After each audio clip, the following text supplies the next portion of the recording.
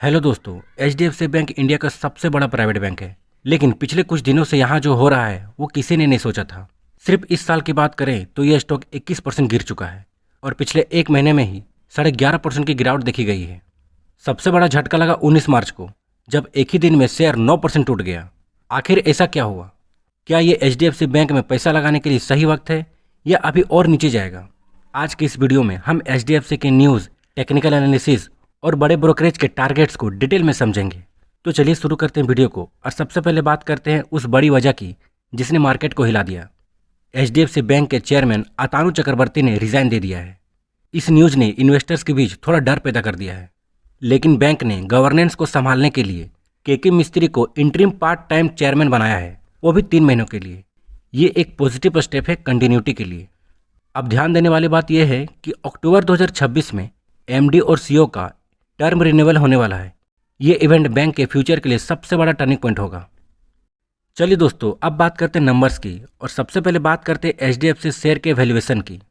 बहुत से लोग सिर्फ प्राइस को गिरते हुए देखकर डर जाते हैं, लेकिन एक समझदार इन्वेस्टर्स प्राइस के साथ साथ वैल्यू देखता है। अभी एचडीएफसी बैंक का पीई रेशियो 16.15 के आसपास है। अब इसका मतलब क्या है? अगर सिंपल भाषा में समझे तो PE ratio that means price to earning ratio हमें बताता है कि 1 रुपये कमाने के लिए मार्केट उस बैंक को कितने रुपए देने के लिए तैयार है। और अगर इस चीज़ को एचडीएफसी से रिलेट करके देखें तो एचडीएफसी बैंक का पिछले 5 से 10 साल का एवरेज पीई रेशियो हमेशा 25 से 30 के बीच में रहा है। लेकिन अभी की बात करें तो अभी वो गिरकर 16.25 के आसपास आ गया है। इसका सीधा मतलब ये है कि एचडीएफसी बैंक अपने इतिहास में सबसे सस्ता मिल रहा है। इसका सस्ता वैल्यूएशन 2020 के कोरोना क्रैश के वक्त भी नहीं देखा गया जितना आज देखने को मिल रहा है। लेकिन पॉइंट वाली बात यह है कि ये इतनी अंडर वैल्यूड क्यों है, मतलब इतनी सस्ती क्यों है? जब बैंक की कमाई बढ़ रही हो लेकिन शेयर का प्राइस नीचे जा रहा हो तो पीई रेशियो कम हो जाता है।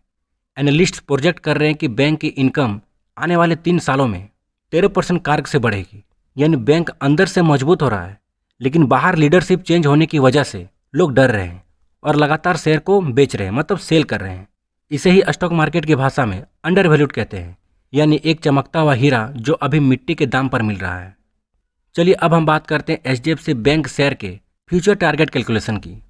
अगर हम 2026 से 2027 के प्रोजेक्टेड ईपीएस यानी अर्निंग पर शेयर 54.4 रुपये को पकड़ें और पीई रेशियो थोड़ा भी रिकवर होकर 16 रुपये से 20 या 22 रुपये तक आ जाता है तो शेयर का प्राइस आराम से 1100 से लेकर 1200 के लेवल को टच कर सकता है। चलिए अब आते हैं चार्ट्स पर और इसके सपोर्ट और रेसिस्टेंस को थोड़ा गहराई से समझते हैं। अगर इसके साइकोलॉजिकल सपोर्ट की बात करें तो 750 रुपये से लेकर 780 रुपये का जोन है। ये सिर्फ एक नंबर नहीं है, ये वो जगह है जहां बड़े इंस्टीट्यूशनल इन्वेस्टर्स जैसे डोमेस्टिक इन्वेस्टर्स और फॉरेन इन्वेस्टर्स एक्टिव हो सकते हैं, क्योंकि उन्हें दिख रहा है कि इतने बड़े बैंक का वैल्यूएशन इतना कम पहले कभी नहीं था। अगर ये लेवल टूटता है तो थोड़ी और पेलिंग सेलिंग दिख सकती है, लेकिन फंडामेंटल इन्वेस्टर्स के लिए ये एक्यूमुलेशन जोन है। और बात करें इसके रेसिस्टेंस की तो ऊपर की तरफ 850 एक लक्ष्मण रेखा है। जब तक एचडीएफसी बैंक इस लेवल के ऊपर नहीं निकलता और निकलकर 1-2 दिन सस्टेन नहीं करता तब तक ये नहीं कह सकते हैं कि ट्रेंड बदल गया है। 850 के ऊपर निकलते ही उन लोगों की शॉर्ट कवरिंग शुरू होगी जो अभी सेल करके बैठे हैं और वहाँ से एक तेज रफ्तार दिख सकता है। दोस्तों, जब हम परेशान होते हैं तब बड़े एक्सपर्ट्स क्या बोल रहे हैं वो देखना जरूरी है। शॉकिंग वाली बात यह है कि इतनी बड़ी गिरावट के बाद भी ज़्यादातर ब्रोकरेज का रेटिंग स्ट्रांगली बाय का है, क्योंकि उन्हें पता है कि एचडीएफसी बैंक कोई छोटा मोटा स्टॉक्स नहीं है। सो अगर इसके एवरेज टारगेट प्राइस की बात करें तो इसका पहला टारगेट होगा 1146 रुपया, यानी अभी के मुकाबले 45% प्रॉफिट। मोतीलाल ओसवाल की बात करें तो उनका टारगेट 1100 का है। उनका मानना है कि आरबीआई की इंडोर्समेंट और मैनेजमेंट की बातों से डर कम होगा। और अगर जेपी मॉर्गन और नोमुरा की बात करें तो इनका टारगेट्स भी 1080 से 1090 के बीच में है। कुछ एनालिस्ट तो 1500 से लेकर 1575 तक का टारगेट दिखा रहे हैं लॉन्ग टर्म इन्वेस्टिंग के लिए। एनालिस्ट का मानना है कि नेट इनकम में 13% कार की ग्रोथ आने वाले 3 सालों में दिख सकती है। चलिए अब बात करते हैं ओवरऑल कंक्लूजन की। देखिए, शॉर्ट टर्म में वॉलेटिलिटी तो रहेगी क्योंकि लीडरशिप का चेंज होना एक बहुत बड़ा इवेंट होता है, लेकिन अगर आप एक वैल्यू इन्वेस्टर हैं तो इतने कम पीई पर एचडीएफसी बैंक मिलना एक अपॉर्चुनिटी हो सकती है। सो अगर शॉर्ट टर्म इन्वेस्टर्स की बात करें तो अभी वेट और वॉच करें जब तक प्राइस सेटल ना हो, मतलब जब तक HDFC बैंक एक बेस तैयार ना कर ले और 1 से 2% का मूव ना हो तब तक शॉर्ट टर्म के लिए बाय ना करें।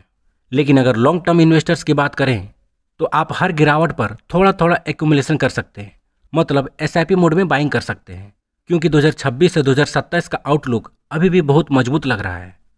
दोस्तों, शेयर मार्केट में रिस्क हमेशा होता है, लेकिन शेयर मार्केट में पैसा वही बना पाता है जिसके पास पैशंस होता है।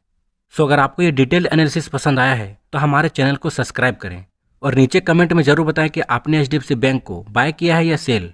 मिलते हैं अगले वीडियो में।